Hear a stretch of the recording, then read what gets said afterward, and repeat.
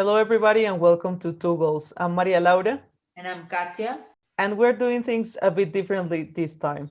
Today, we're accompanied by a member of the behind the scenes team of a singular recently launched project on coffee, culture, and football. Melissa Ortiz, a former professional football player and Olympian with the Colombian women national team, currently working as a social media influencer and as the in stadium host for the New York Red Bulls. Melissa is also recognized as one of the pioneers of defending better playing conditions for women's football in Colombia. In this episode, we intend to reveal her story, as we usually do, but essentially by understanding the motivations behind launching a product in the middle of this crazy pandemic, as well as the implications of becoming an entrepreneur in football. Melissa, thank you for sharing the floor with us. Melissa, to start this interview, we would like to know you better. A lot of your fans know you, but we would like to know more than that. And usually we ask our guests about how their passion for football started. In your case, we are more curious for you to talk about your pathway in football. Can you please describe your whole journey? It's a long journey. We need many hours, but to share a little bit about how I started, I was born and raised in West Palm Beach, Florida. So it's about an hour from Miami. I'm a dual citizen. I'm Colombian American. Both of my parents are Colombian. I was raised as a youth mostly in the US, and then in my late teens and early 20s in Colombia. Now, obviously in Colombia, soccer is like a religion. And I found a huge, I don't want to say liking, but a more of a love for soccer since very little. My two older brothers got me involved in soccer. I was very much the only girl in the neighborhood ever playing with the boys in the community. And when my mom tried to put me in other things, whether it was ballet, flamenco, everything, she wanted me to be the dancer. I was like, this ain't happening. Take off this tutu. And so, I started playing soccer since recreational leagues. And the whole big difference between being a girl in the US and being a girl in Colombia was that it was normal for me to play soccer.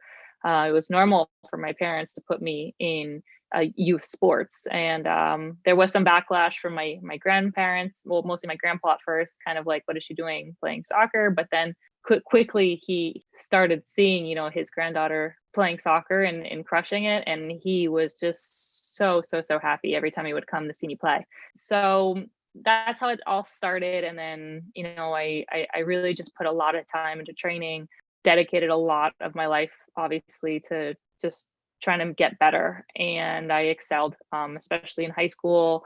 The problem is that back in the day, you think 10, 15 years ago, I didn't see much future women's soccer. So when it came down to choosing to go play college soccer or not, I decided early on in high school that I didn't want to, that I wanted to dedicate my life to being a female professional and earn a good paycheck. And I had a portfolio to become an architect, and I got accepted to an architecture school here in New York City, actually. And it wasn't until my last year of high school that I was playing in a high school match for fun, no intention to play college soccer or go pro whatsoever. And the coach saw me play, and afterwards she said, "Hey, where are you playing next year? What college?" I said, "No, I'm not playing." And she said, "What do you mean you're not playing?" And I said, "Well, I'm gonna go to architecture school in New York, blah blah blah." And she said, you're gonna play college soccer." So what happened is that she was also like just coaching this high school team, but she was actually an assistant coach at Lynn University in Boca Raton, Florida, which is just like a 45-minute drive from where I grew up. And with no intention, with no really drive to play college soccer, she called my house for 3 weeks straight and convinced me to go and train with the college team.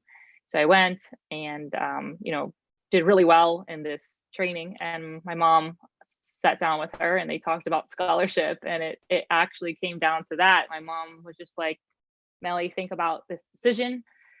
You could get pretty much like a full ride to college if you play soccer. And if you don't, when you go to architecture school, you're going to take out a loan for $60,000 a year. And, at the time when you're 18, you don't think about these things. You just sign a loan, a contract, whatever, and who cares? I'll pay it in the future, not knowing that you're going to put yourself in thousands of dollars in debt, and that's a whole nother issue. But anyways, I accepted the scholarship to Lynn University in Boca Raton, Florida. Best decision of my life. And from there at Lynn, I really like regained that passion that I had, and I saw a potential in not only myself but in the progression of women's soccer. And it was during those years at Lynn University that a coach, his name is Mario Rincon, he saw me play and he knew that I was Colombian, and he asked me if I wanted to go and try out for the national team. And at that time, I kind of knew that there was a national team because they had just been in like a U17 Women's World Cup. But I wasn't really familiar because back in the day, we didn't have social media. We didn't have all these things that keeps us informed, especially about women's sports. So I jumped on that opportunity, flew down to Colombia alone. My parents didn't come with me. I stayed with like a second or third uncle who I never had met, and he brought me to this training session. And from there on out, I said, this is what I want to do. I want to represent Colombia and go far, and worked my way. And with the very following year, they invited me to trial for the U20 women's national team, made that team, went to the U20 women's World Cup. We did really good. We were the complete underdogs of the tournament. We got fourth place. We made it to the semifinals, which was just like incredible.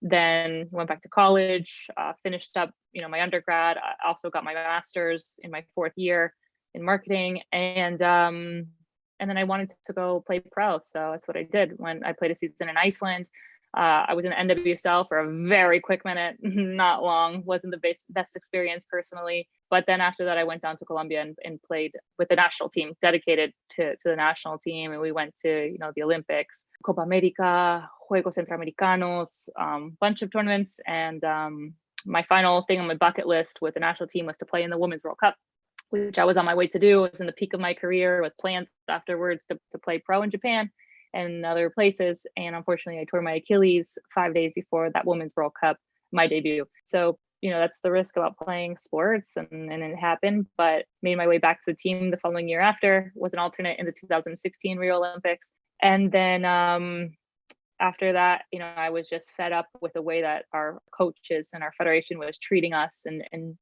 as not only as female athletes, but also professionals, because most of the players on the national team not only are just athletes, like they are fully well educated, have degrees, whether it's from the US, whether it's from Colombia, whether it's from Europe, and they just weren't treating us respectfully and valuing us as human beings. So I just kind of was, I guess, over it.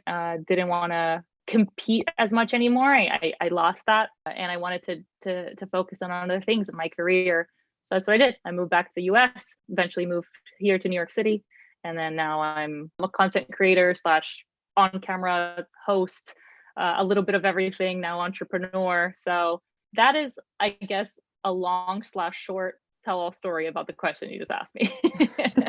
Amazing pitch about your career, about your football career. But let's just go back to this part that you mentioned when you kind of like stop feeling motivated to play football in a way because of the things that you're mentioning that happen in Colombia. And there is an important part here to mention, which is the video that you took part in 2019. This video with Isabel Echeverry. I think there are many important moments in women's football in Colombia, and I don't want to be unfair to many pioneers before yourself, but I think that this video was interesting because it was a great way of taking advantage of social media, I think. Mm-hmm. I mean, you communicated so well, and you were also, you were lucky, and I think we were lucky, as a country, that you were able to talk both in English and Spanish, because you were able to be a lot more vocal, to reach a lot more people.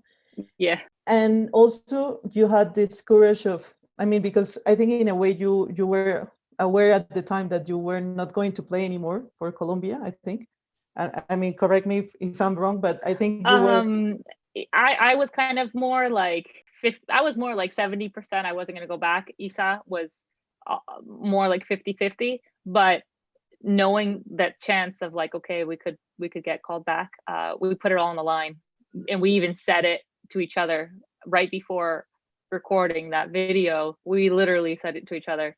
Well, that our last game could have been the last game for the rest of our careers. We literally said that.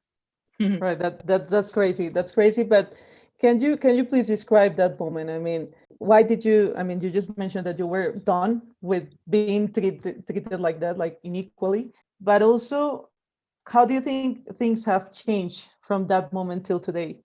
And from your point of view, what do you think is going to happen right now? What do you think they need to start to do to make women's football develop a lot better? Because and this is also crucial this week because there was a mention about the women's league in Colombia, and it's going to be developed only in a month and a half. And since it started, this is like the shortest time that they are going to play it. I mean, since 2019 and today, there have been a lot of projects. There have been a lot of development of the players themselves. They have tried to improve. They have proposed projects. And I mean, it seems like nothing is going to change. So, but I just want your thoughts on that. Do you think nothing has changed? Do you think everything's going worse? I mean, what do you think? Yeah, I think it's getting worse. The best way to answer that, because this is a league that we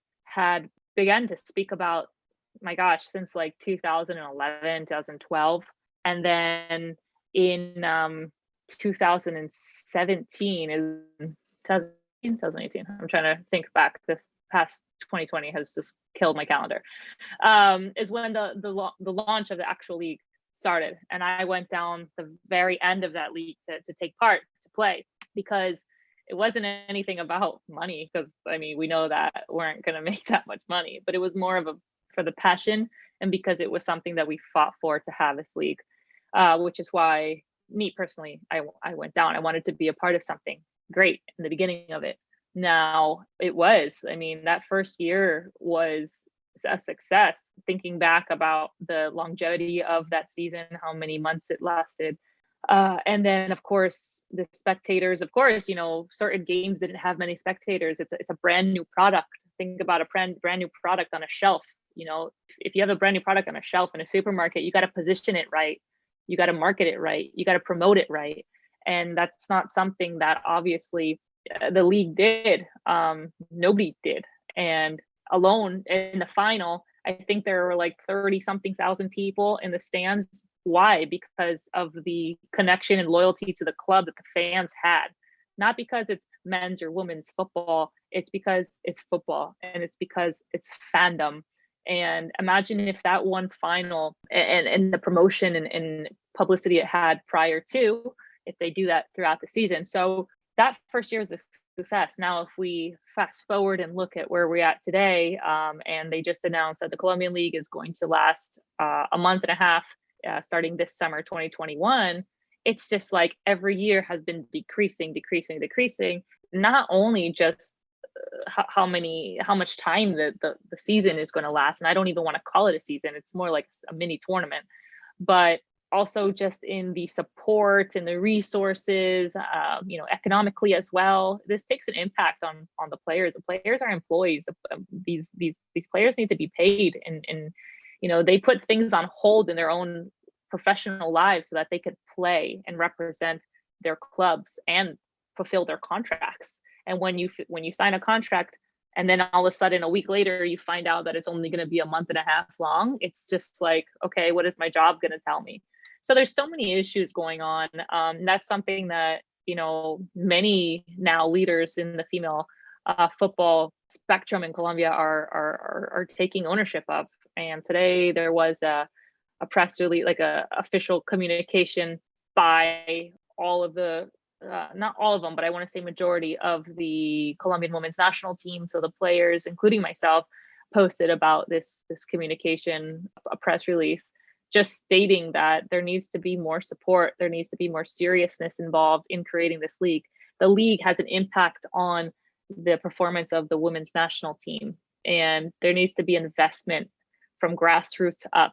And it's just not fair that it's the same excuse over and over again, that there's no interest, that there's no sponsorship support. There is interest. There could be sponsorship support, but there's just not the right people creating the product on the shelf of the supermarkets, if you want to put it like that. So So yeah, it's just it's very frustrating. I feel for the players, I feel for my friends, I feel for the women who are trying to live out this professional life. And unfortunately, I decided I couldn't do it. I wouldn't be able to afford my lifestyle here, my bills. But it's definitely frustrating, and it's something that we need to continue on fighting and just being vocal about it.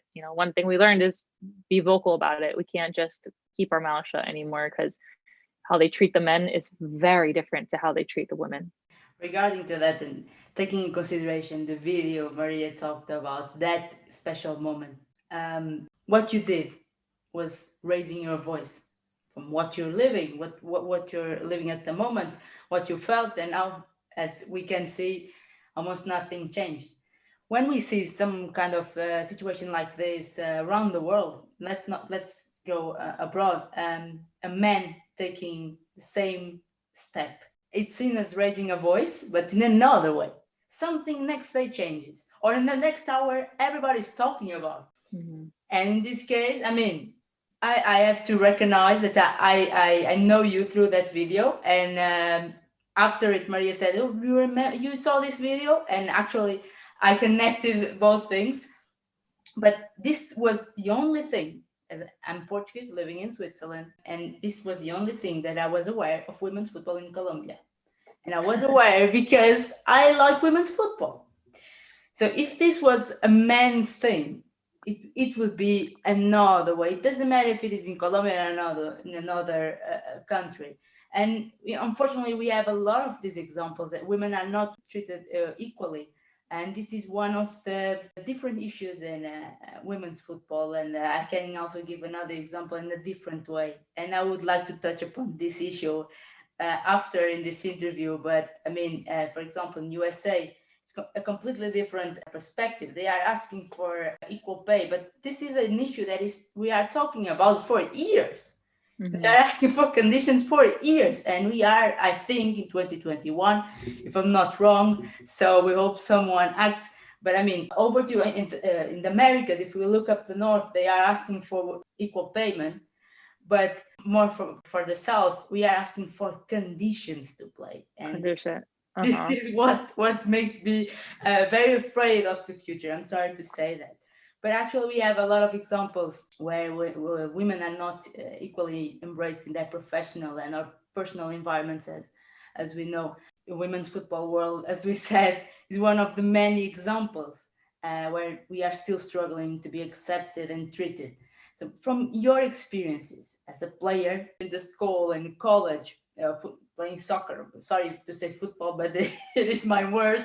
Have you felt that being a woman could be an obstacle to accomplish your goals, not only on the pitch, but also outside of it?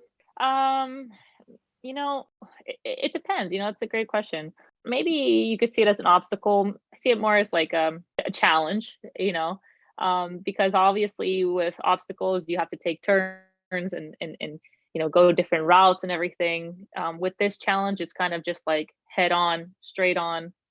We keep pushing. I feel like, to best answer your question, in this industry, every woman is going to have this challenge, because it's a male driven industry. Whether you're a player or whether you work in the industry doing whatever in sports, whether it be basketball, soccer, baseball, whatever it is, there's absolutely going to have that challenge.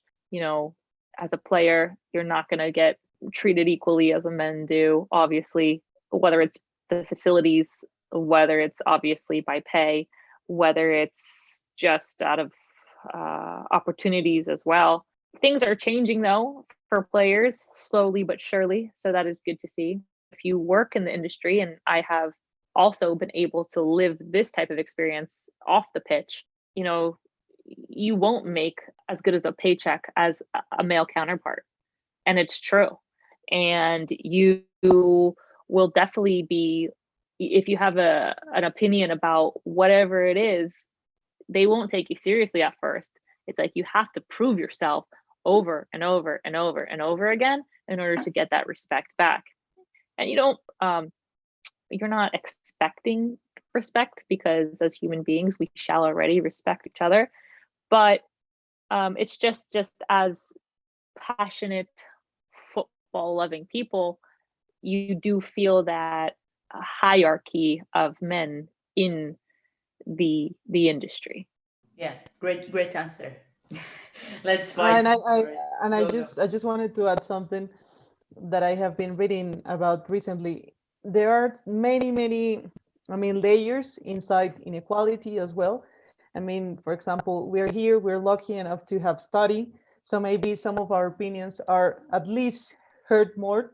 But for example, and this is something we try to do here at the podcast, if you are Latin American, you're treated differently. If you're a female Latin American, I mean, that's another completely discussion.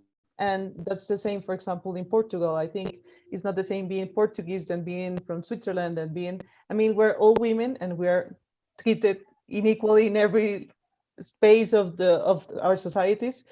But it's also important to acknowledge that some of us we're lucky enough to have our voice heard in places that for many people it is impossible for their, I don't know, like working conditions, the place where they are raised, the place how they are raised as well, because there are many who are unable to understand that they are being treated poorly. So I think that's also really important as well. Exactly. Thank you, Maria.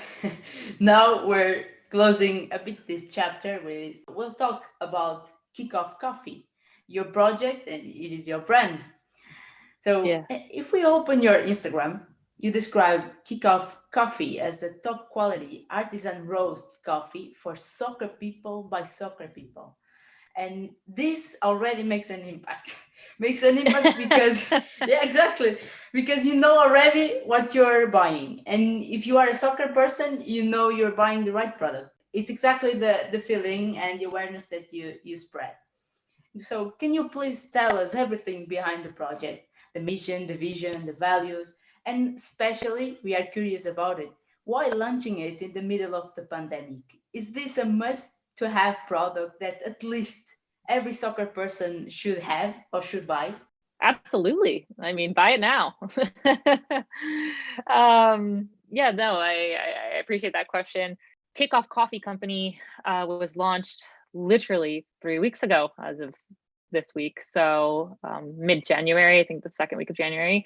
And what we set out to do is bridge two cultures, and that is the soccer culture and the coffee culture. To best answer your question about first the pandemic, so I'll connect this on how it all started, and then I'll kind of put it all together. It was earlier midsummer. I was in Florida finally after going through long months in a tiny apartment in New York City when the pandemic. This was the worst hit area in the world for coronavirus in New York City. So I was like almost going crazy. And I go down to Florida and I was with my family, and my brother comes to me one day and he looks at me, goes, "Melly, I have a great idea." And I'm like, "Yeah, tell me." And he just says, "What about a coffee product around soccer?" And when he said that, and my brother always has these crazy imaginative ideas and I love him to death. And I usually am like, yeah, good idea.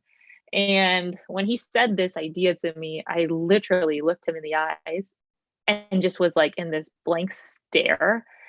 And Matrix was going through my brain of just ideas and coffee and soccer and fans and products and websites and all these imaginary things that were going through my brain. I guess like marketing was just already clicking. So I just looked at him for like a solid 30 seconds and I go, "I'm in." And this was actually a project that he had already kind of like not started, but thought of like a few days prior with his fiance, Rasha, who are my two co-founders. And they actually were just going to do this, them two together. And when he shared this idea with me, not inviting me to do it, just sharing with me to get my feedback, my first answer was, "I'm in." And I literally invited myself on this journey because I truly believed in this project and the potential. And when I said that, he goes, "Wait, really?" And I guess like my self-invitation was just like him being like, oh my God, you need to be in this. So after some back and forth and are we going to do it? Are we not? It's the middle of a pandemic. All of our jobs had been affected. And this is things that we're taking out of our savings to invest in this startup. So it was a challenge. Like, should we do this? Should we not? This is risky. I don't know. And it came down to the point where my brother tells me, like, Melly, we got to take the risk. And I said, yeah, you're right. I go back to being an athlete, and it's just like, you have to take risks, or the real risk is not doing it and what could happen from it. So a long story short, we started all of a sudden brainstorming ideas, figuring out how to resource coffee, how to do this, how to do that since June. And look, I'm not an expert connoisseur in coffee, and I'm going to be very transparent with that. And but one thing that I do know is that I've always been passionate about coffee. I love coffee. I never was into the whole vanilla, ice, caramel, syrup, all this stuff. No. In Colombia, coffee is part of our culture. And I was always raised in my parents' business as well, as serving coffee as part of a customer service experience in their company. So it all just kind of came together and made sense. And we had that voila moment. So like you said, we're coffee for soccer people, by soccer people. All of our branding has coffee inspired designs on it. And the beautiful part about our mission is that we want to give back. Soccer gave me so much in life, and my brother as well. My brother played collegiate soccer. He also is a huge soccer fan, diehard Newcastle fan, diehard Santa Fe fan. Like, he's just super diehard soccer fan. And his fiance, who's Rasha, who is our other co-founder, she's an immigrant, and she's also an immigration lawyer and has her own firm. And she, as an immigrant coming to this country, to the US, saw the vital role that soccer has in breaking barriers and also providing opportunity. So with the three of us coming together and being like, okay, how can we give back? We thought we have to do this, and it's through coffee sales. So through each coffee sale, we donate 10% to organizations around the world, depending on the bag. So our first bag is actually this one. It's a Playmaker. It's Colombian coffee. And we've partnered with Tiempo de Juego. And with that, we want to be impactful, and we want to partner with foundations that use soccer as a tool for social development in unserved areas and communities or regions around the world. So that's a little bit about our product. Right now, we just have one coffee, but we are in later February launching, actually just in about 2 weeks, launching our second coffee, which is going to be a blend, and the packaging is so beautiful. And then we'll have a third in March. So little by little, starting to add different variety. But one thing I do want to, I guess, depict is that we also want to be very inclusive, gender inclusive, culturally inclusive. And the thing about our first bag is that it's a number 10, it's a player on the field. And, when we first thought about this idea, and we the three of us created this concept and the design, we sent it off to a designer, of course, who were amazing, super talented, and they did it. But going back and forth, at first the player looked like an actual, like a total man, like a male player. And I said, you know what, like, I want this player, this playmaker, to be seen as it could be a man or a woman. So make the hair a little longer, try to make the body a little bit more petite. It's the back angle. So yeah, the playmaker is more muscular, broad shouldered. But, as a female footballer myself, I wanted to see, like, hey, if I look at this packaging, I want to see myself in it too, not just the guy. I want to be inspired to be the playmaker, and to also know that with this purchase, I'm going to give back and play it forward with those 10% donations. So a lot of our packaging is going to have different connotations like that, and different imaginary illustrations. Are there going to be coffee bags with just men? Of course. Are there going to be coffee bags with women? Of course. So it's going to be very inclusive, and we really want to just demonstrate the two cultures, highlight what is the soccer style of play in the coffee in the region that this coffee is coming from. So it's a lot of information I just talked about, but it's a project in the making. A lot of potential. We have received such tremendous feedback in the past 3 weeks since launch. Super appreciative of all the people who have supported, who have purchased. Our reviews have been amazing. It just means that our coffee that we're roasting is great. It is top quality coffee. So it's very excited about the potential of Kickoff Coffee. I have several questions on what you just mentioned, but there's something that I keep thinking about, which is we learned from one of our former guests a concept called profitable responsibility, which is exactly what you're doing right now. And I just think that, and I want you to give me your opinion on this. I think maybe right now, one of the problems of women's football development is that it hasn't been taken as an industry itself, rather than just more like charity and something that you need to support because you need to be inclusive. I think right now that we need to stop thinking on that. We need to be inclusive and we need to have investment from the government, but from a competitiveness point of view, you need to have some other actors making money out of it in order to be, of course, like incentive to invest in the sport. So do you think this is why, your product has had this on, you and your partners, did you have this on your mind, that it was important to gain money? Of course, you're selling coffee and that's your business, but at the same time, it is important for you to impact in a positive way to the communities? Yeah, absolutely. From the get-go, that was like, when you're building your mission, when you're building your why, that's absolutely part of our why. We say, why not kind of kill two birds with one stone? Why not try to make a profit, but also give back? And look, like, we know that with that X amount or percentage of money, we could make that profit, right? But we know that it's good for us and it's good for society to be able to be like, hey, this same coffee that perhaps I would buy at the supermarket or wherever it is, or actually spend a lot of money going to your everyday Starbucks, let's just say, if I'm able to buy this and also impact other kids that actually need it, like, that's the most beautiful thing. So yeah, that is definitely part of our mission since day one. And I think that something that is a commodity, that is something that a large percentage of people in the world drink every day, religiously, maybe addictively, guilty.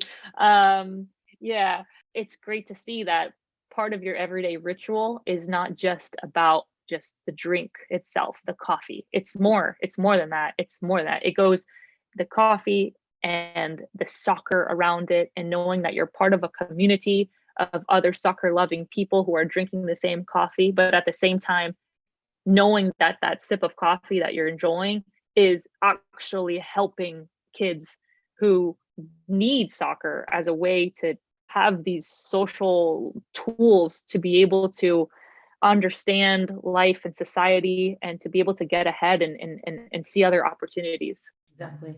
Before I go to the next question, let me say this. I have to praise you because you have in your Instagram account one post with a cup of coffee and Glory magazine. I would like to recommend for everybody because it's a beautiful magazine. It's exactly also what you said, is football culture. We need even more football culture. If we can have also women's football culture, because we need to start women's football culture. We know in some countries that there is not women's football at all, so we need that. But read more. Try to. This is my humanities background talking up here, but we need that. And Glory Magazine, they have a huge thing that is the issues are limited, so you need to buy it. If you don't have it, you will not have it. So just go run and buy a coffee, buy the Kickoff Coffee too. You can have the pack, and you will learn for sure from both. Yeah, my brother was the one who first subscribed to Glory magazine maybe a year ago or some time ago, and he had told me about it.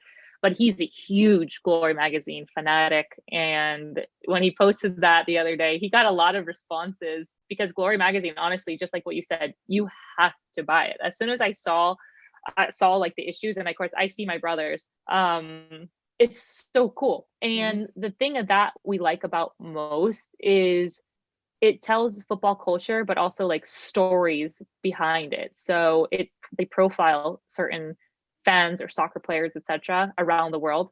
And that's definitely something in our spectrum. Like that's something that we want to do in the future, as we continue to build and grow, is do that, like feature fans or feature people that are our clients, but what is their backhand story? Because honestly, like it's a post that we did today, like football without fans is nothing. And so we definitely want to feature our clients or our fans, and we call our fans or our coffee drinkers, we call them hooligans. So we definitely want to feature our hooligans in the future and tell their stories, because it's all about the community behind it. Exactly. And it's a magazine for everybody, but because it's not only for you to read, you have a lot of images that portrays the football culture, and this is what it's for everybody. It's not only for the ones that they love to read. But then let's make here an analogy that is historically, and talking with a world perspective. Football is associated with beer. It's the first drink which comes to your head when talking about the match day, for example. So trying to be a bit provocative here, football is also historically branded as a men's game. In your case, and you as a company, you are a soccer product itself. We can brand it like that. Do you see Kickoff Coffee as a disruptive brand and introducing itself to an existing market, showing that there are more options than a beer? Do you reckon this is also a parallelism to women's football in general? Oh, that's a great question. So first off, to answer the disruptiveness, is it disruptive? I'd say yes and no. First, no, because if you live in the States, or if you live in South America even, and you're watching the European games, it's shown in the morning. Right. And that's another reason why we saw the potential of this coffee product, because we saw how many people would post on their social media about, watching Premier League mornings with a cup of coffee, and they would post about it and tag the Premier League USA account in it. So I feel like that culture, that ritual, better yet, a better word for that ritual was already there.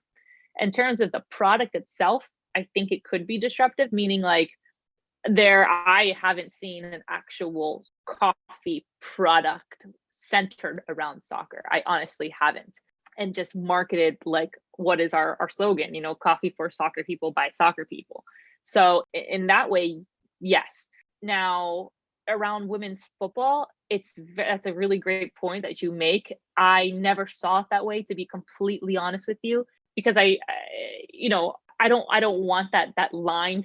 It's football. It's soccer is a game for all. I don't see it being, it's a men's product, women's product. No, this is a product for all, and it's to unite, through this ritual that we have every day, whether you're watching soccer or not watching soccer. But it's interesting that you say that, because of course, beer is your go-to drink to catch a game. But I think that is more of a thing in Europe. Or when games are later on during the day. I'm not gonna lie, like I'm guilty. I have had an 8 a.m. beer at like a local bar in New York City catching a Liverpool game. Totally gonna say that. Definitely. But it's early in the morning, and your first thing to do is drink coffee, and then have the beer, and then maybe go to the bathroom. I'm just gonna put that out there. Exactly. Yeah, just gonna put that out there. But Three guilty here. totally. I mean, come on. You'll quote me on that. But yeah, that's why I love this product so much. Honestly, there's nothing like it that I've seen, and I think it's gonna grow. I'm excited for it to grow. Not only because of the quality of the coffee, but because of the ritual, and because of the passion driven behind these soccer fanatic people that drink this coffee. Yeah, exactly. And this is more than you mentioned beer, but You mentioned Europe, but here in Switzerland, for example, and when it's winter time, they have the habit to drink coffee. It's cold here, Yeah. so they drink coffee. But when you look up to the pitch, what you see is brands from beers. So this is exactly what the market needs also to open the doors. Maybe in US is more normal that because it's a broader market and it's a different industry, let's say. But here it's more beer focused. Every league is sponsored by one beer brand.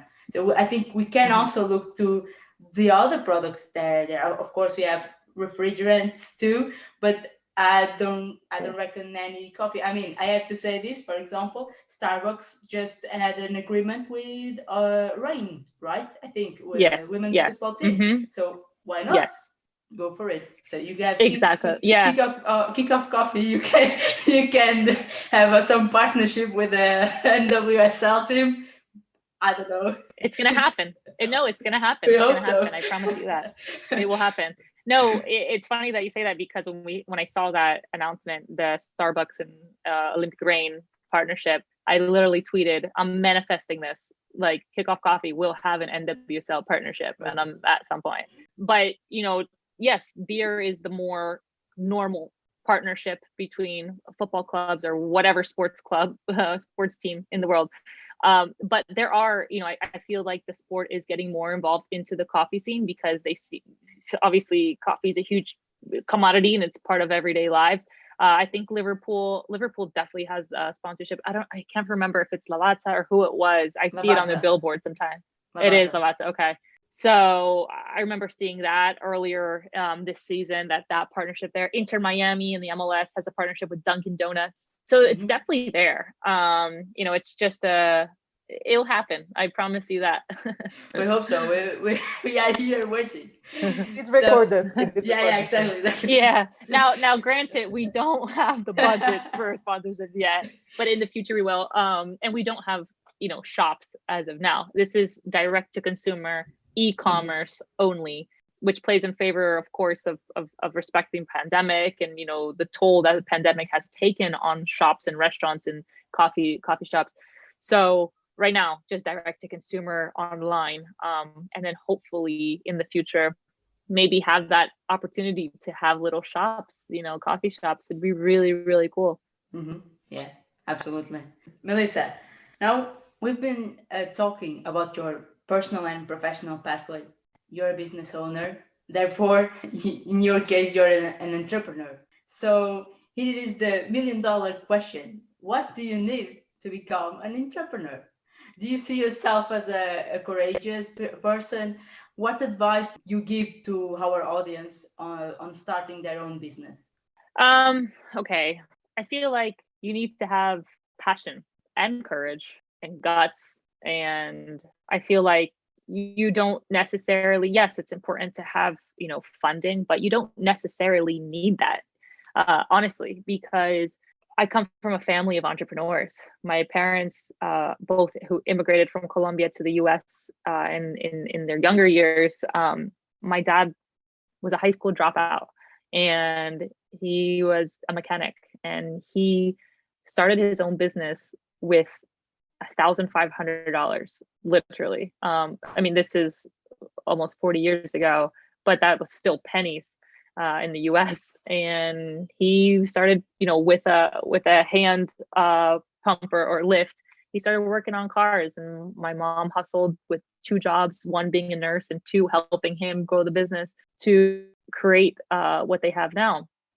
And 40 years later, it's a huge success, their business. And just by me seeing that, 2 immigrants who had nothing, literally, and no funding, it showed us and it taught us that what you need is courage. What you need is to take risk, and what you need is passion. And that's something that my dad continues to have with cars. And what we have is a passion for football, for soccer, and we have a passion for coffee, and we have a passion for uniting people and building or uniting communities and helping build a community. And I think that's the thing that you need the most. But I think of all, it's just taking that leap of faith and having faith in yourself. And with that faith in yourself, it's a daily hustle, let me tell you. Because if you have your own business, and look, you guys have this podcast, and it's not easy, because you could say, yeah, I'm going to start a podcast, and then it goes to pre-production, producing it, editing, scheduling, marketing it. It's a product. And when you have a business, you're everything. You are human resources, you are marketing department, you are sales, you are a web designer. All of a sudden, you're of everything. Like, honestly, it's a big life lesson. So if any of the listeners are thinking about starting something, a business, a podcast, anything, YouTube channel, whatever it is, and you have faith in yourself and you have that passion, that drive, do it. You learn as you go. You swim and you survive. And I think the biggest fear is a fear of failure, but you got to face your fears. Katia, we should just stop here. This was, I like how Melissa has acknowledged our path, trying to create this podcast, but not seriously. I think we have many of the people who are listening to us. I think they are afraid, as we were, because we were in that same spot when we decided to join the Football Business Master back then. We were passionate about it. In my case, for example, I used to play football for fun since I was a little girl, but I was always trying to figure out how to get to this industry. How could be my contribution there? And this is, to become an entrepreneur is just the same. You're trying to figure out ideas to solve problems, or maybe you're part of a community with lack of resources, and you have something to give them. You want to give them back something with some of your ideas. So I think you are courageous. There aren't many people who are taking the leap, but I do think that nowadays, if we are coming with these stories, if we are revealing these stories to many people out there, they will make the move. They will believe in themselves, because they have noticed that there are people who are failing, but also learning from their failures and making it happen in a way. So thank you for those words. I think those are the important parts of these episodes. And I will just, this is the last question. I will take this opportunity to ask you something which I'm curious about and we didn't discuss on your professional career. You describe yourself as a social media influencer. You are an influencer in terms of size, and I'm not an expert on this, but you are, recognized in many countries, and you're recognized, one of the most recognized footballers for Colombia. And I'm just thinking about the future generations in a way. Football culture is changing. We are not aware, we are not sure if there are going to be many fans attending stadiums, not only because of the pandemic, but also because they are changing the way they behave. Maybe they are not too connected to attending for a 90-minute. They are not connected to that. They don't rely on that kind of passion.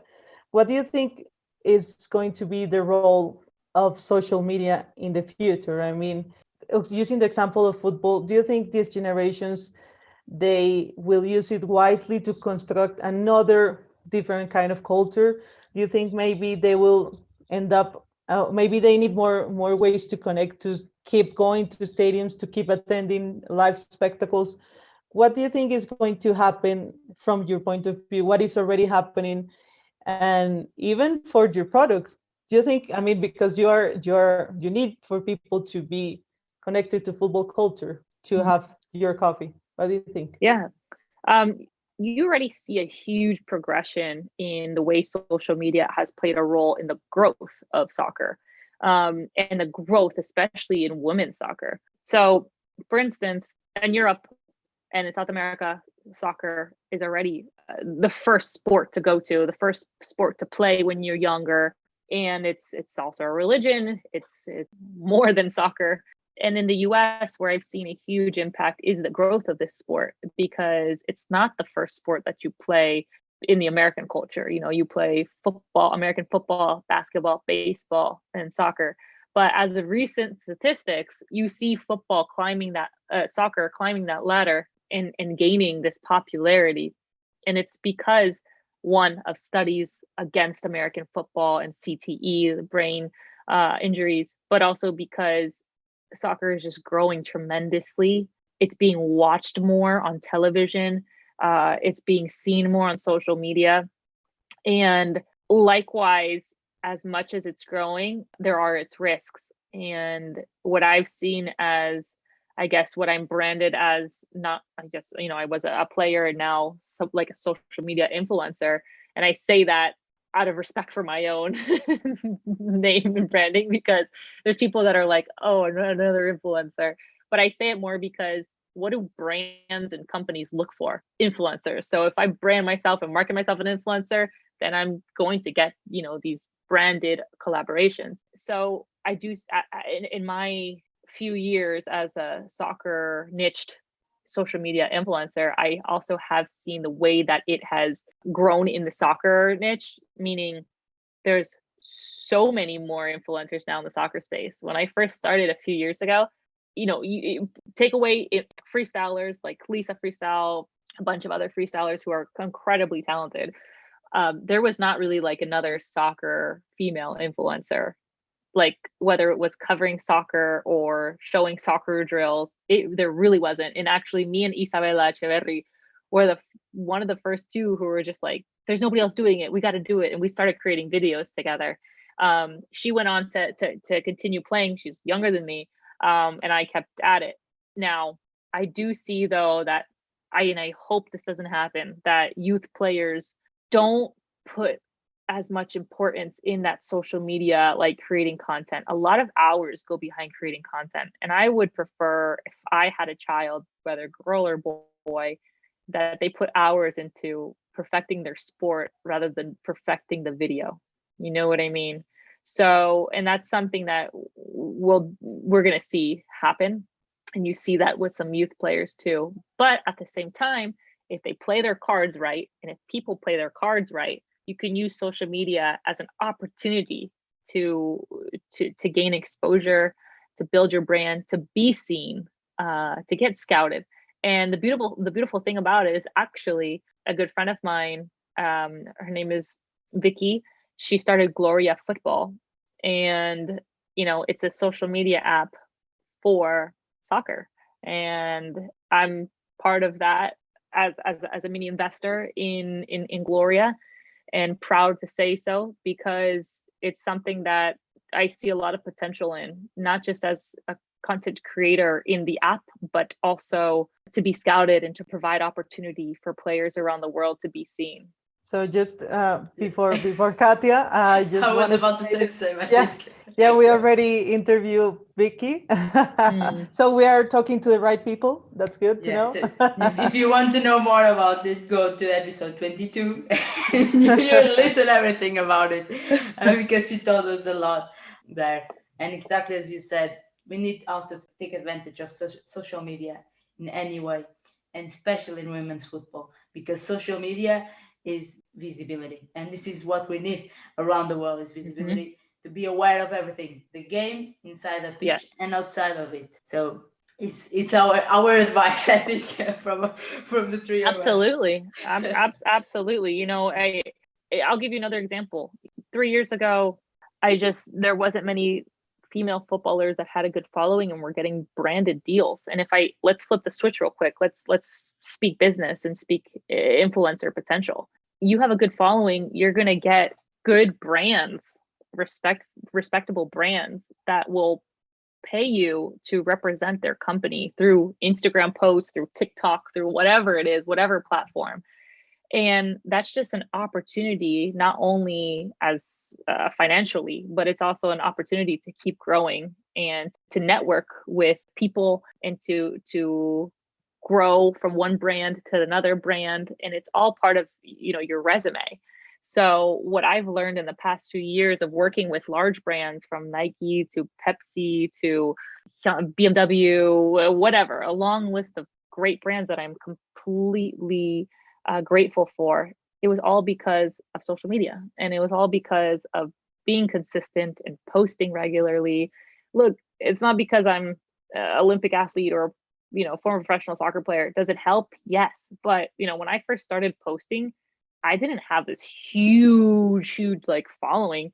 I think I had like 20,000 from soccer, but Colombia, like geographically in Colombia, I didn't have like a US market base. So it just was through a lot of work, a lot of content creation and all that stuff to be able to market myself in the US and gain a following and a larger demographic of following here so that big brands could work with me and see their ROI on it. Please listen to it. Take this advice and empower yourself. So Melissa, thank you. Unfortunately, we reached the end of this episode. But before we finish, we would like to thank you for being here. And more than that, for being the example of an ex-football player who is also a social media influencer, an entrepreneur woman, business owner, having football or soccer as you want as a platform to deliver your product, breaking social barriers and stereotypes, as well as changing lives, especially through your charity donations. So thank you for being here with us. Thank you guys. Thank you. And best wishes with the podcast continuing to grow. Thank you. And to all of our audience, thank you for being there. And don't hesitate to follow the podcast on Twitter and Instagram with the name 2 Goals Podcast. You can find all our episodes on the podcast distribution platforms. And if you prefer, you can listen to us also on YouTube. Thank you and take care.